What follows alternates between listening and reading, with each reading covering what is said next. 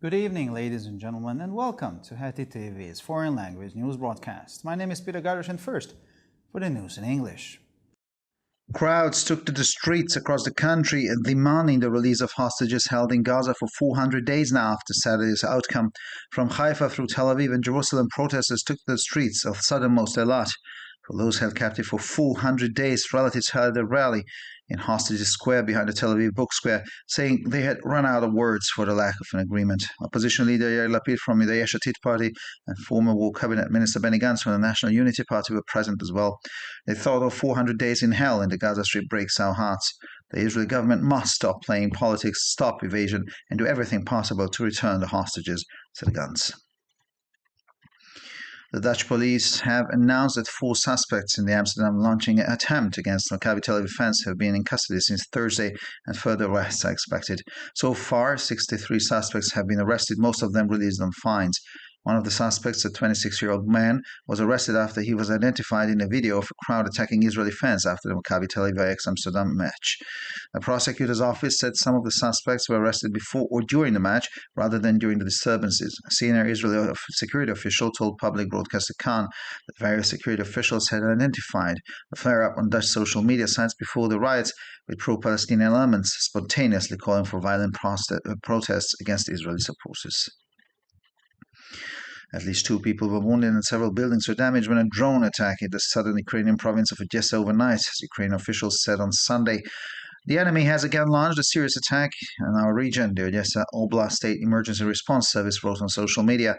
Garages with cars in them and residential buildings were set on fire. Shops were damaged. Oleg Kuiper, the head of the Black Sea Region's administration, confirmed without giving further details that the attack had resulted in a fire. The attack on the Odessa region was also confirmed by the Ukrainian military on the Telegram messaging app. 35 years after the fall of the Berlin Wall, Berlin celebrated itself in freedom. The anniversary celebrations were attended by more than 500,000 people, according to the organizers. The historic events of 1989 and the feeling of boundless freedom were celebrated in an impressive way with a wide range of events and activities, said Cultural Project, the organizers of the celebrations. Kai Wegner, mayor of Berlin, expressed his conviction that the anniversary day will remain a special memory for the city.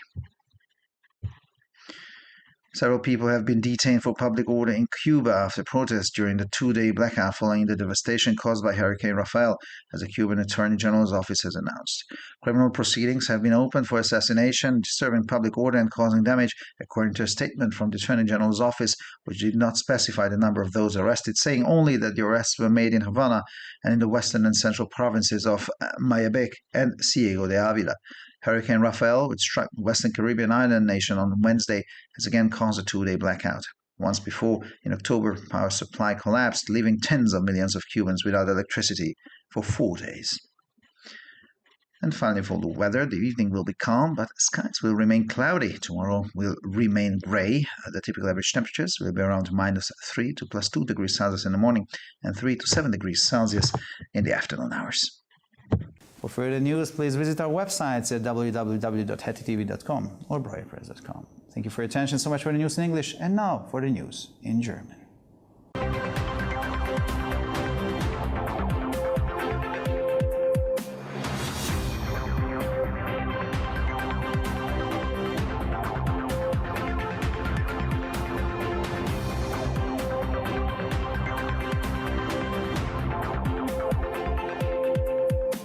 Schönen guten Abend, liebe Zuschauer. Mein Name ist Peter Gardosch und nun zu den Nachrichten auf Deutsch. Im ganzen Land gingen Menschen auf die Straße und forderten die Freilassung der Geiseln, die seit 400 Tagen im Gazastreifen festgehalten werden. Von Haifa über Tel Aviv und Jerusalem zogen die Demonstranten in die Straßen des südlichen Eilat.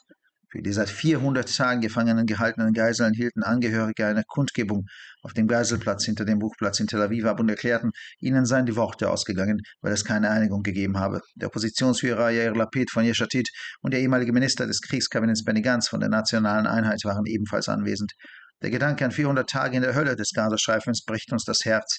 Die israelische Regierung muss aufhören, Politik zu spielen, mit dem Ausweichen aufhören und alles tun, um die Geiseln zurückzubringen, sagte Gantz. Die niederländische Polizei hat bekannt gegeben, dass 4 Verdächtige im Zusammenhang mit den Amsterdamer Lynchmordversuchen von Fans von Maccabi Tel Aviv seit Donnerstag in Gewahrsam sind und weitere Festnahmen erwartet werden. Bislang wurden 63 Verdächtige festgenommen, von denen die meisten gegen die Geldstrafe freigelassen wurden. Einer der Verdächtigen, ein 26-jähriger Mann, wurde festgenommen, nachdem er in einem Video identifiziert wurde, das eine Menschenmenge zeigt, die israelische Fans nach dem Spiel Maccabi Tel Aviv Ajax Amsterdam angreift. Die Staatsanwaltschaft erklärte, dass einige der Verdächtigen nicht während der Ausschreitungen, sondern vor oder während des Spieles verhaftet wurden. Ein ranghoher israelischer Sicherheitsbeamter erklärte gegenüber dem öffentlich-rechtlichen Sender Kan, dass verschiedene Sicherheitsbeamte den Aufruhr auf niederländische Social-Media-Seiten vor dem Ausschreitung gemacht hätten, wobei pro-palästinensische Elemente spontan zu gewaltsamen Protesten gegen israelische Fans aufgerufen hätten. Mindestens 2 Menschen wurden verletzt und mehrere Gebäude beschädigt, als in der Nacht ein Drohnenangriff auf die südukrainische Provinz Odessa erfolgte, wie ukrainische Behörden am Sonntag mitteilten. Der Feind hat erneut einen schweren Angriff auf unsere Region gestartet, schrieb der staatliche Katastrophenschutzdienst der Oblast Odessa in den sozialen Medien. Garagen mit Autos darin und Wohnhäuser wurden in Brand gesetzt, Geschäfte wurden beschädigt. Olaf Kieper, der Verwaltungschef der Schwarzmeerregion, bestätigte, ohne weitere Details zu nennen, dass der Angriff zu einem Brand geführt habe. Der Angriff auf die Region Odessa wurde auch von ukrainischem Militär über die Messaging-App Telegram bestätigt. 35 Jahre nach dem Fall der Berliner Mauer hat Berlin sich selbst um die Freiheit gefeiert. An den Feierlichkeiten zum Jahrestag nahmen nach Angaben der Organisatoren mehr als 500.000 Menschen teil. Die historischen Ereignisse von 1989 und das Gefühl grenzenloser Freiheit wurden mit einer Vielzahl von Veranstaltungen und Aktivitäten eindrucksvoll gefeiert, so die Kulturprojekte als Organisator der Feierlichkeiten. Kai Wegener, Bürgermeister von Berlin, zeigte sich überzeugt, dass der Jubiläumstag der Stadt in besonderer Erinnerung bleiben wird. Wie die kubanische Generalstaatsanwaltschaft mitteilte, wurden nach den Protesten während des zweitägigen Stromabfalls nach den Verwüstungen durch den Hurrikan Rafael mehrere Personen wegen Störung der öffentlichen Ordnung in Kuba festgenommen. Es wurden Strafverfahren wegen Mordes, Störung der öffentlichen Ordnung und Sachbeschädigung eingeleitet, heißt es in einer Erklärung der Generalstaatsanwaltschaft, die keine Angaben zur Zahl der Verhafteten machte, sondern nur sagte, dass die Verhaftungen in Havanna und in den westlichen und zentralen Provinzen Mayabeque und Ciego de Ávila vorgenommen wurden. Der Hurrikan Rafael, der am Mittwoch über den westlichen Karibikstaat hinwegzog, hat erneut einen zweitägigen Stromausfall verursacht. Schon einmal im Oktober brach die Stromversorgung zusammen und ließ Millionen Kubaner 4 Tage lang ohne Strom. Und schließlich zum Wetter. Der Abend wird ruhig sein, aber der Himmel bleibt bewölkt. Der morgige Tag wird grau bleiben. Die typischen Durchschnittstemperaturen liegen bei -3 bis +2 Grad am Morgen und zwischen 3 und 7 Grad am Nachmittag. Für weitere Nachrichten besichtigen Sie bitte unsere Webseiten www.hettitv.com sowie www.breuerpress.com.